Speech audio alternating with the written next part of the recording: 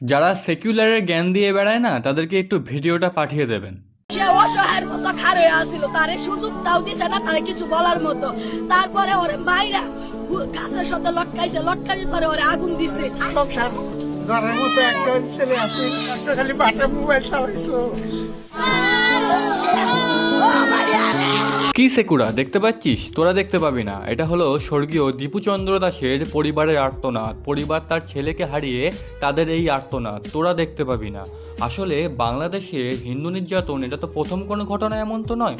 বাংলাদেশের অবৈধভাবে সরকার গঠনের পর বাংলাদেশের হিন্দু নির্যাতন, হিন্দু জেনোসাইড যে কী পরিমাণে বেড়েছে এটাই হলো তার একটি উদাহরণ। আর এখনও যে সমস্ত সেকুমাকুরা বলবে এটা তো দেশের বাইরের ঘটনা, তাদেরকে মনে করে দিতে চায় হরগোবিন্দ দাস এবং তার ছেলে চন্দন দাস যারা হিন্দু হওয়ার অপরাধে কুপিয়ে খুন হন। আসলে শিক্ষার অভাবই বর্বরতার মূল পরিচয়। বাংলাদেশের মানুষদের যে কী পরিমাণে শিক্ষার অভাব ঘটেছে, যে তারা পশুর মতো ব্যবহার করছে সেটা তো বোঝাই যাচ্ছে। এই যে দীপুচন্দ্র দাস যাকে ধর্মীয় অবমাননার জন্য হত্যা করা হলো, আমি জানি না সে ধর্মীয় অবমাননা করেছে কি করেনি, কিন্তু যদি করেও থাকে অবশ্যই ভুল করেছে। কিন্তু তাই বলে দেশের আইন শৃঙ্খলা বলে তো কিছু আছে, তুমি কিছু হলে অবশ্যই কোর্টে তো যাবে, কিন্তু এখানে এরকম কোনো কিছুই হয় না। এখানে শিক্ষার অভাব এতটাই পরিমাণে ঘটেছে যে তারা পশুর মতো ব্যবহার করছে।